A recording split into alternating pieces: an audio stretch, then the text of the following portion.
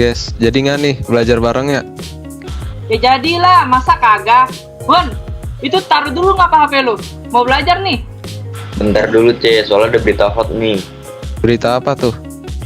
Ini nggak tahu sih, dari gue baca di HP katanya menurut CNBC Indonesia suhu rata-rata bumi meningkat terus setiap tahun, dan pada tahun 2021 ini suhu kenaikan bumi telah mencapai 2 kali lipat dari tahun 1980.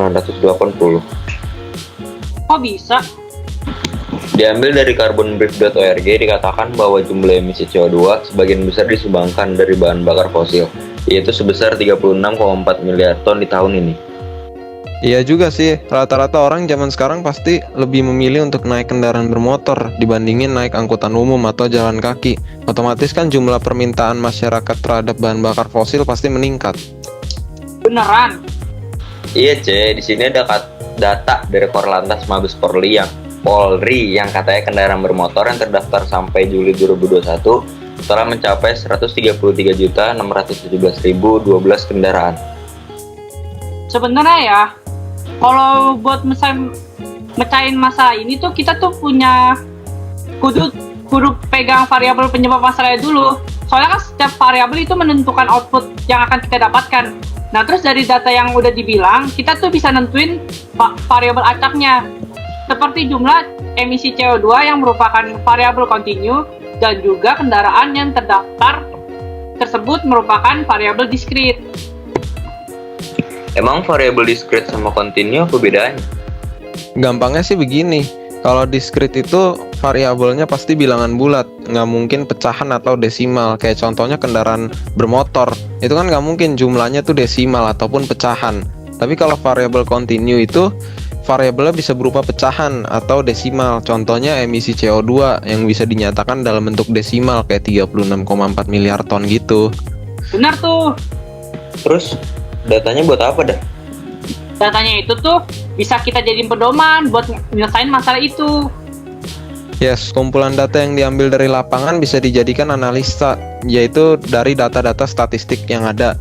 Nah, dari data tersebut ntar bisa disimpulkan yang paling menyebabkan pemanasan global melalui penentuan nilai maksimum dari sajian data statistik tersebut. Dan harapannya ke depannya bisa dikurangi sehingga rata-rata emisi bisa nurun. Soalnya kan nilai atau jumlahnya itu pasti berbanding lurus dengan rata-rata.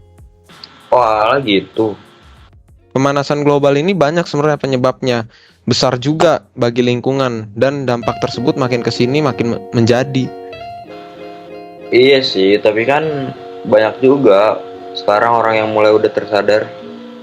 Bagus lah udah sadar sebelum hancur.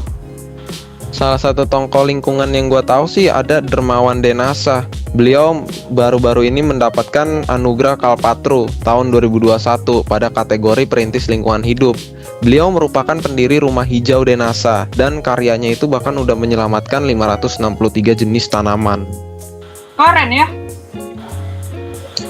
Jelas, peduli dengan lingkungan itu merupakan bentuk syukur kita terhadap Tuhan yang telah memberikan alam yang baik adanya. Dan nggak cuma itu C, di dalam negeri ini kemarin gue juga sempat baca berita internasional. Katanya Paus Fransiskus juga baru-baru ini meluncurkan 7 tahun aksi Laudato Si untuk menjaga kelestarian lingkungan di berbagai sektor gereja. Oh iya nih, kalau ngomong soal berita internasional ya, kemarin tuh gue baru banget tuh dapet tugas dari sekolah.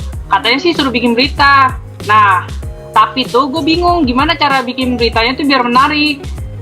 Sebenarnya kalau berita itu kita harus tahu dulu purpose atau tujuan berita tersebut untuk apa. Kalau bisa bikin berita yang purpose-nya nggak cepat ditebak orang, itu menurut gue lebih baik. Soalnya supaya orang itu lebih tertantang untuk membaca berita kita itu benar-benar dari awal sampai habis. Bener juga sih. Terus nih Aceh, berita yang lo buat harus punya background event dan source yang jelas supaya nggak dikira hoax. And the last thing is, don't forget the tenses and the text features. Soalnya kalau tensesnya berantakan, orang juga pasti bingung alur waktu dari beritanya. Oke. Lo juga bisa cari contoh berita asing buat referensi, banyak kok di Google. Bener juga tuh. Sekarang kayaknya kita tuh gampang banget rasanya buat ngedapetin berita. Buktinya aja kita bisa dapet berita internasional kayak gitu dengan sangat mudah. Yoi, sekarang tinggal pakai Google doang bisa ketemu yang kita cari, tinggal cari aja. Itulah bukti kalau sekarang itu iptek itu sudah berkembang dengan sangat pesat. Bagus dong kalau gitu. Bagus banget malahan. Dengan kayak gitu, kita mudah mengetahui apa saja yang terjadi di tempat yang jauh dari kita dengan cepat. Tapi sayangnya perkembangan iptek ini sendiri ada hal buruknya juga. Hal buruknya? Maksudnya gimana dah? Kan perkembangan iptek yang sekarang itu bener-bener udah sangat pesat banget. Apalagi soal di internet itu bener-bener istilahnya praktis banget, mempermudah kehidupan manusia juga. Nah, justru karena perkembangan yang cepat ini kayak ngebuat terbukanya tuh celah oknum-oknum yang kurang bertanggung jawab. Kok bisa sih? Jadi gini karena cepatnya perkembangan, pasti ada individu yang kesulitan untuk mengikuti perkembangan tersebut. Lalu, oknum yang kurang bertanggung jawab ini akan memanfaatkan keadaan itu untuk menipu individu tersebut dan melakukan penipuan. Ngikutin perkembangan boleh, tapi harus bijak. Berarti kalau gitu kita tuh mesti pinter pilih-pilih berita yang bakal dipercaya dong. Soalnya kan berita tuh udah gampang banget kayak air mengalir. Makanya kita perlu tuh memilah berita yang nyata. Asal lu tahu, berita hoax tuh bahayanya dapat membuat keutuhan bangsa kita terpecah-pecah. Nah, untuk mencegah dampak buruknya seperti dengan menjaga sikap bertanggung jawab bagi pemilik HP, karena kalau kita menggunakan iptek dengan penuh rasa tanggung jawab, maka tidak akan terjadi yang namanya kasus kriminal. Iya nih, zaman sekarang tuh kan banyak banget kasus kriminal yang terjadi secara digital. Mulai dari pembajakan virtual hingga penyebarluasan karya digital tanpa seizin pemilik karya. Kali ini tuh juga bikin anak-anak bangsa bakal pikir 2 kali sebelum membuat berkarya. Padahal karya-karya anak-anak bangsa kita juga nggak kalah kerennya sama karya bangsa lain. Bahkan beberapa karya-karya anak bangsa kita sudah bahkan diakui oleh di kancah dunia. Tapi ya wis, kalau soal aksi kriminalitas digital tuh udah jadi kayak penyakit turunan, tau gak sih? Terutama buat negara kita, soalnya kan sekarang ini perkembangan iptek itu lagi pesat-pesatnya banget. Bisa aja lu, Nah iya dong, soalnya penyakit turunan itu kan bukan kayak sekedar kelainan yang diturunkan kayak talasemia, diabetes, dan juga kawan-kawannya. Tapi kebiasaan buruk juga bisa jadi penyakit turunan kalau kebiasaan itu tuh nggak kita putus sejak sekarang. Hah? Talasemia? Penyakit apaan deh itu? Itu dari mana asalnya penyakitnya? Kok kayak asing gitu di telinga gue? Setahu gue penyakit turunan cuma diabetes doang. Nah, jadi talasemia itu penyakit turun-menurun yang ada pada autosom atau kromosom tubuh.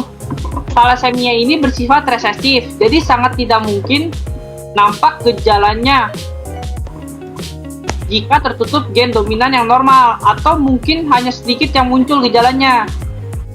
Masalah yang muncul jika kedua gen resesif ini bertemu pada keturunan yang lahir dari orang tua pembawa sifat. Nah, biasanya kejadian ini tuh terjadi kalau 2 orang yang masih berkerabat, karena biasanya mereka masih membawa gen-gen yang sama. Wah, jujur dah, gua kayaknya belum pernah dengar tentang ini penyakit sih. Mungkin kita doang kali yang merasa asing buat penyakit ini. Tapi sih kalau memang beneran penyakit ini itu jarang terdengar bagi masyarakat negara kita, butuh tuh para publisher buat membuat tajuk rencana di koran tentang penyampaian penyakit ini. Emang tajuk rencana itu apa lagi dah? Buset dah, banyak-banyak amat. Tahu nih. Jadi sebenarnya tajuk rencana itu intinya menceritakan suatu kejadian yang sedang hangat dibicarakan dari sudut pandang kita.